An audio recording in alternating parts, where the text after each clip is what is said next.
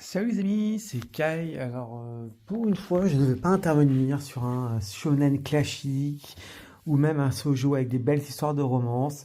Là, ici, point de magie, point de combat, beaucoup de contemplatif, beaucoup de slice of life, un message percutant, c'est rare, indépendamment de la beauté, c'est rare que j'ai un anime qui me secoue autant. Je me permets d'intervenir sur The Day I Became a God, qui est un animé pas comme les autres.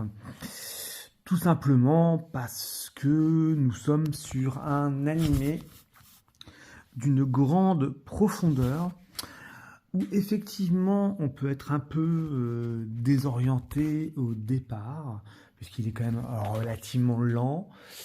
Pour faire simple, l'histoire, c'est qu'on a effectivement Yota Narukami, alors qu'il se prépare pour les examens de fin d'études, et qui rencontre une mystérieuse jeune fille nommée Inasato, qui prétend être un dieu nommé Odin. Elle dit à Yota que la fin du monde est dans 30 jours, même s'il reste un peu sceptique sur le sujet, malgré des nombreuses prédictions correctes qu'elle fait. Et l'histoire tourne donc autour de Ina, qui aide Yota, alors qu'il aide les gens de la ville pendant qu'elle s'adapte à sa nouvelle vie. Et au fur et à mesure qu'il va passer du temps avec elle, il commence à découvrir davantage de secrets sur sa vie et sur sa façon dont elle est devenue Dieu.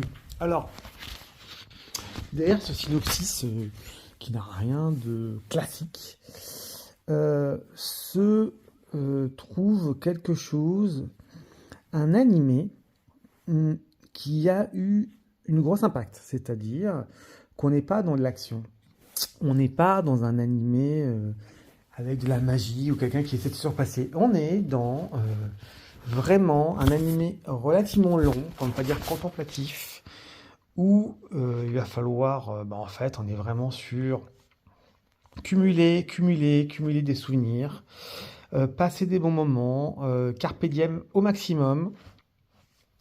C'est certainement l'un des animés les plus émouvants que j'ai pu voir. J'ai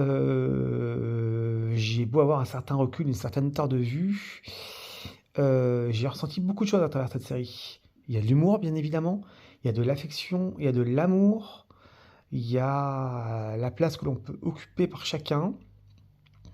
Les dessins sont incroyables, les yeux des personnages sont euh, expressifs comme jamais.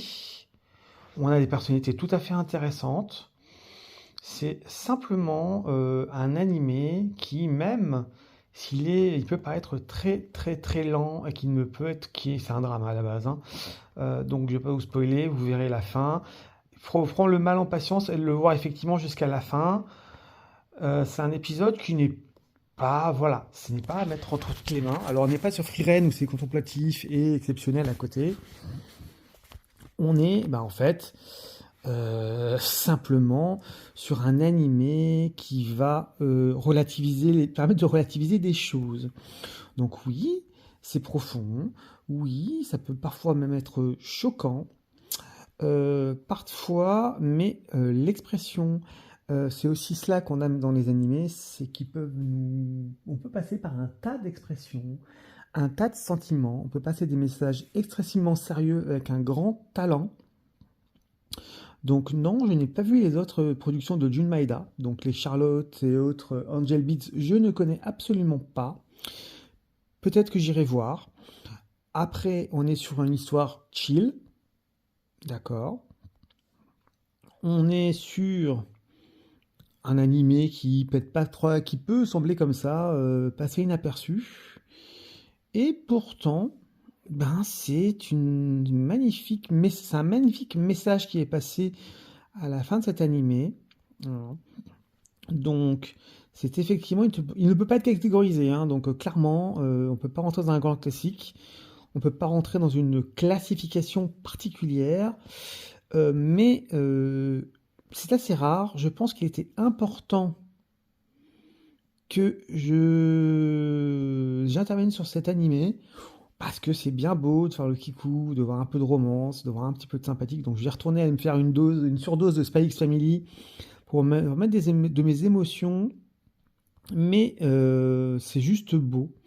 Donc prenez le temps d'apprécier, ces 12 épisodes, ça se voit relativement bien. Alors oui, hein, c'est lent, hein, donc faut être bien accroché, savoir que ça va pas être un truc extraordinairement dynamique ou l'animé de l'été, il date de 2020.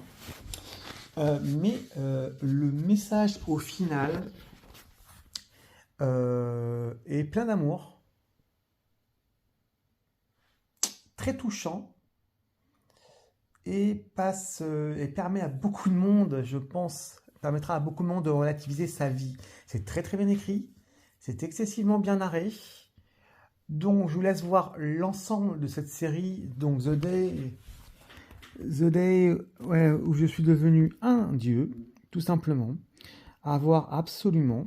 En tout cas, à voir, alors, pas comme un avertissement, mais comme plus un animé un petit peu riche de sens, riche d'expression et voilà, plein de bons sentiments. Voilà, c'était juste ma petite revue que je voulais faire là-dessus.